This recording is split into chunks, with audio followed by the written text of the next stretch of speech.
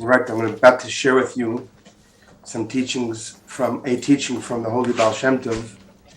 And actually, today is the day of the passing of the previous Chabad Rebbe. Right, I'm about to share with you 19 teachings from a teaching from the Holy Baal sHEMTOV. And actually, today is the day of the passing of the previous Chabad Rebbe. Right, I'm about to share with you 19 teachings from a teaching from the Holy Baal sHEMTOV. And actually,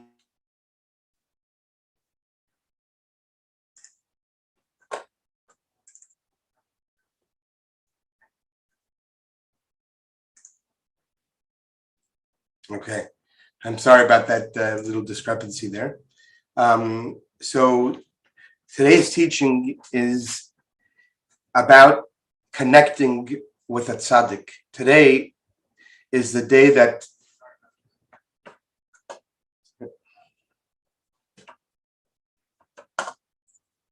I'm having an issue here.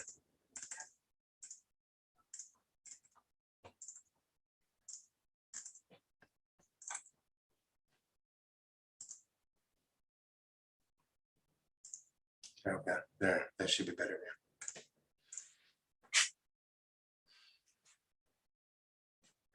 Today is the day that the Rebbe of our times, both Rebbes of our times, transitioned, where the previous Chabad Rebbe passed away on the 10th day of Shvat in 1950. And immediately, of course, upon his passing, the leadership went to the Rebbe, who only openly, accepted the leadership position a year later on this day. So on this day, the calling, as we know in the spiritual teachings, every day has a calling. Every day has an energy to it. Every space has an energy to it. So when a time like this comes around, there's a calling of the time. And the calling of the today is happening in Chabad circles all over the world, where Hasidim, followers of the Rebbe, people who have accepted the leadership of the Rebbe to guide them in the way they go about the journey of life, and they express in writing often words that reaffirm the connection between the chassid and the Rebbe. The Hebrew word for it is hiskashrus. Hiskashrus literally means to be connected. But what does hiskashrus look like? What happens when one gets connected to the Rebbe? For many of you, this may seem a little strange because the ears are unaccustomed to hearing certain things. So therefore, when we first hear these things, it may ring a little bit, like this is a little bizarre for some. I think for most not. And that is that there is a unique, deep connection between a chassid and a Rebbe, and anyone could be a chassid. I remember Jerry Weintraub, right before he passed away, a few weeks before he passed away.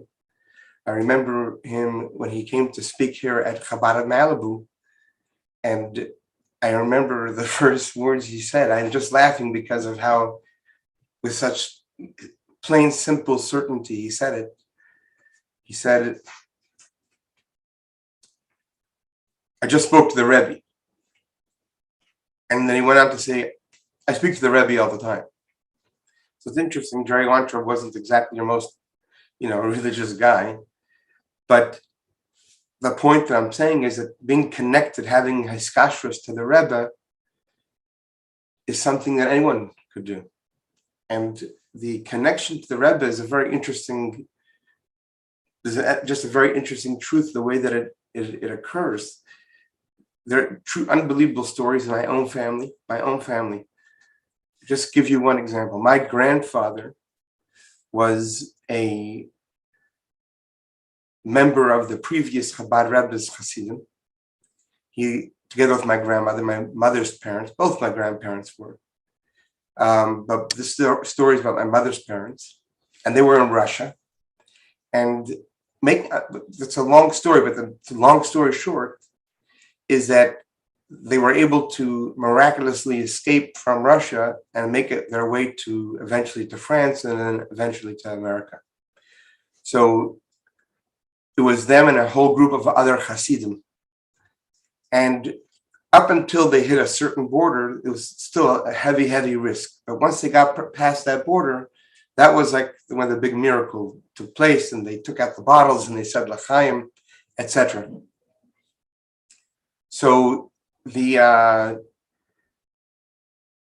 my grandfather, Rabbi Mordechai Deber, sorry. So when he came to America and he came to see who the Rebbe, the previous Rebbe, our Rebbe, who was the son-in-law of the previous Rebbe, asked my grandfather if he could chat with him. And he wanted to know some of the details about the trip with the Hasidim when they went through the border, etc. Now, you have to understand, they went with false passports, and there was a lot of things that any little thing they could have got caught, and something could have, like happened to, unfortunately, to many others. So my grandfather told him the exact timing, and the Rebbe then told my grandfather, I want you to know, the previous Rebbe, who was then in a wheelchair, at that exact time when they were on the train, he asked to be wheeled into the room that where he would eat, the previous Chabad Rebbe on the third floor of 770, or second floor. And in there, he was moving his feet for 2 hours while he was saying the song of the sea, which is actually this Shabbos that we read on Shabbat, which is pretty amazing if you think about it. So, and my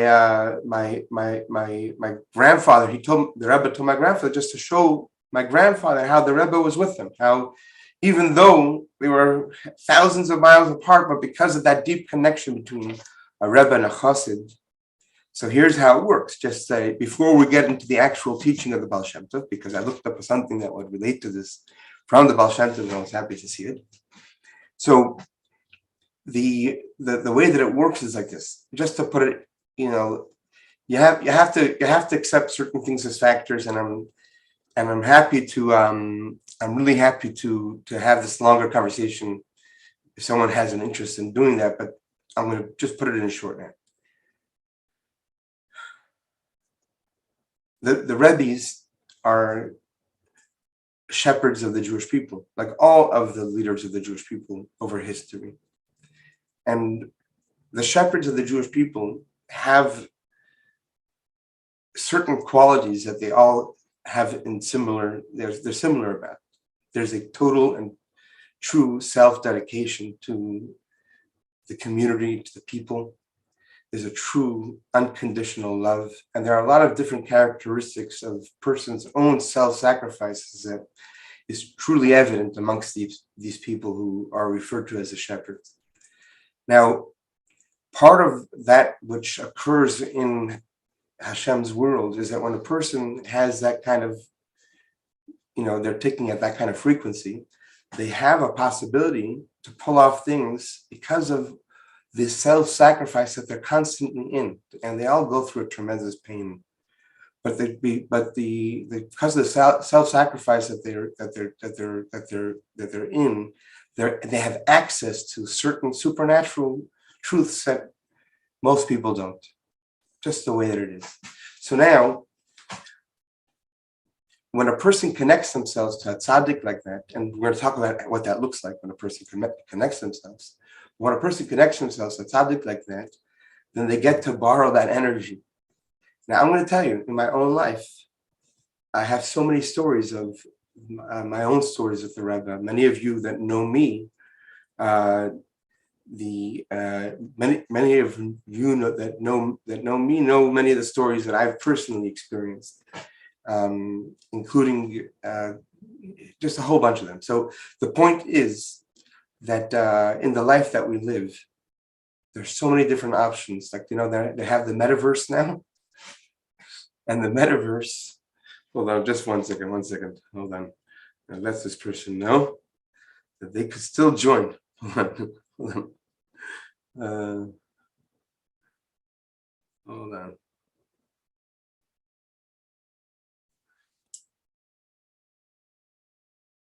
Okay. Okay. All right. See what happens. Either way, so what happens is that on this day, since think about what took place. Again, put this in this conversation. It's not a simple thing. The Rebbe was a very, very, very, very super intelligent guy prior to taking upon himself the leadership position, and the Rebbe enjoyed a certain incredible amount of anonymity that he really enjoyed. And the Rebbe's mother spoke about that, so that's why we know about it. So when the Rebbe accepted it because of all the Hasidim coming and saying, we need you to be our leader, we need to be our Rebbe, how could we be like a flock without a leader, without a shepherd? So the Rebbe, you could clearly listen to the Rebbe's own words and see the crying that the Rebbe goes through in terms of, whatever. And it's easy to understand that it wasn't an easy thing. But here is what took place because of that moment. At that moment, the Rebbe and the Rebbe's wife were all in. Do we know what all in looks like? The Rebbe met with people from 11 p.m. in the evening till 7 a.m. in the morning. Okay, and that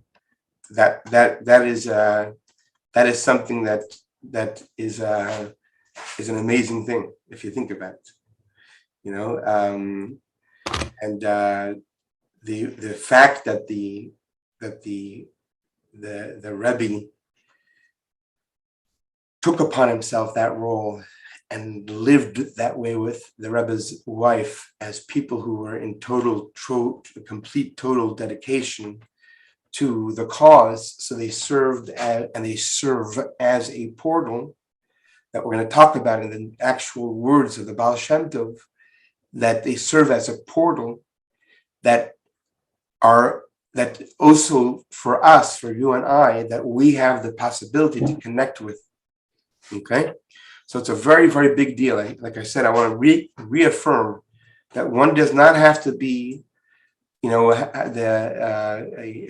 certain type of style of religion or whatever it is. I mean, and that in order to be connected to a Rebbe, and today is the day that the Rebbe's previous Chabad Rebbe passed.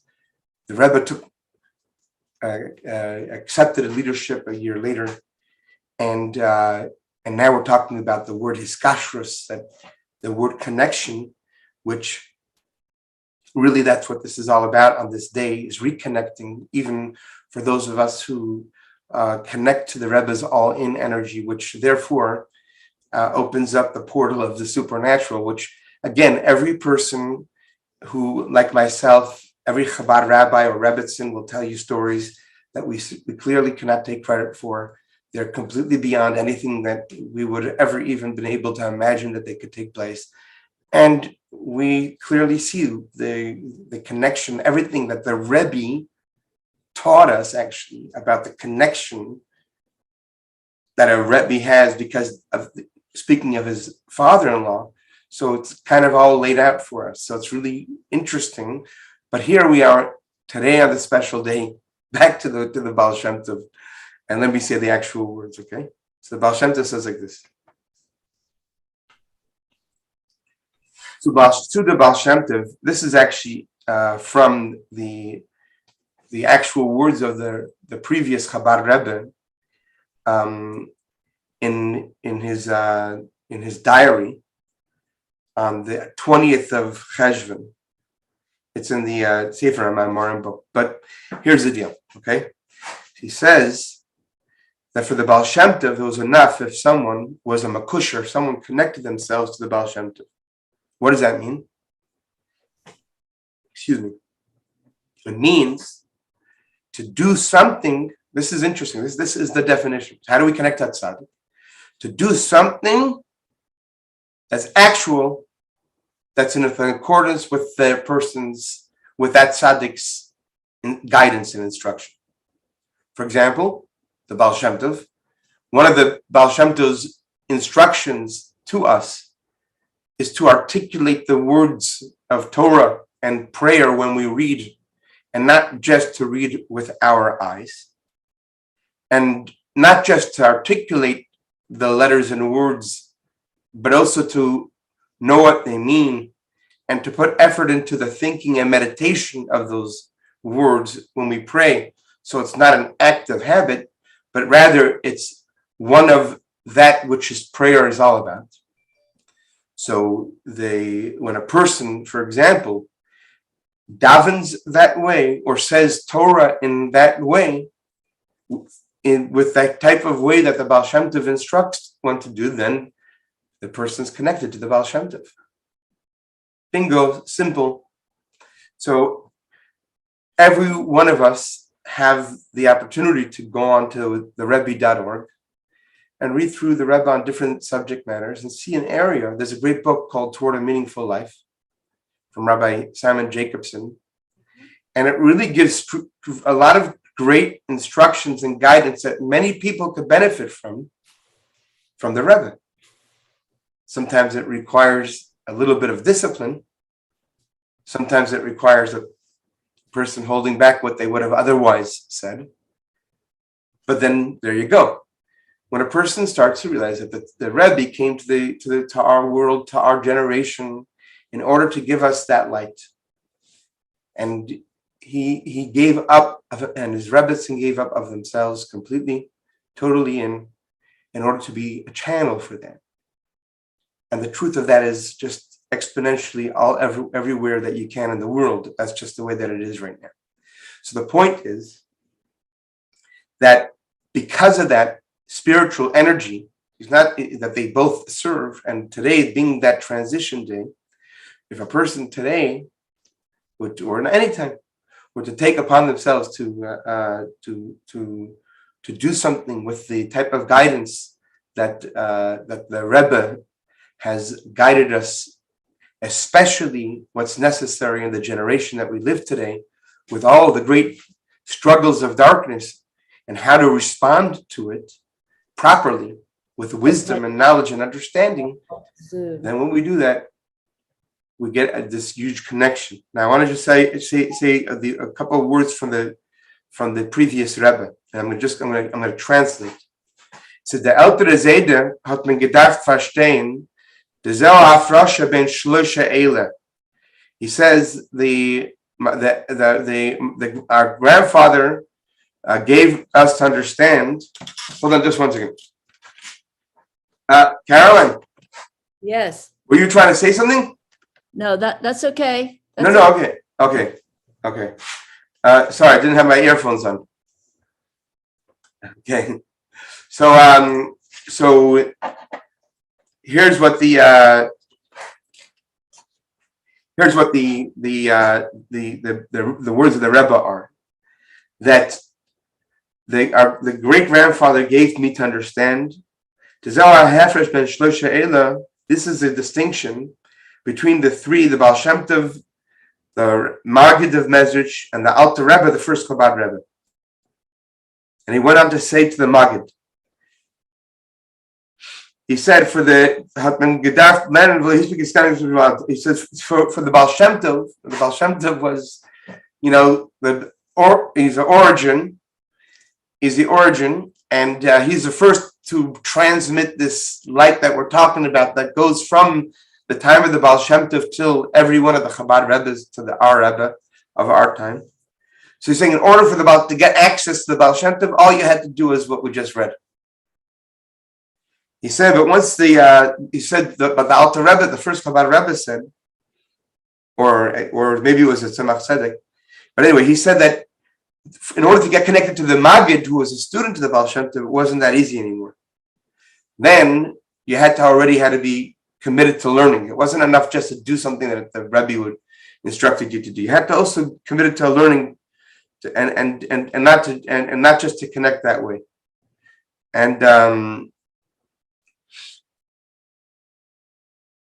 he wanted, in order that people should learn, in order to be able to adopt a certain type of conduct.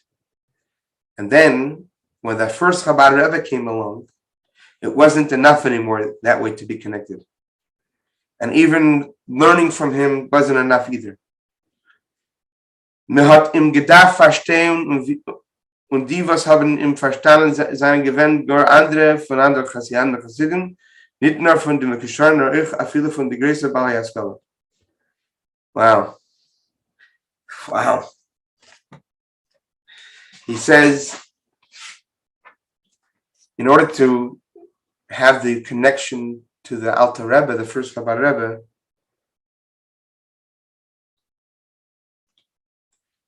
they had to know, to understand.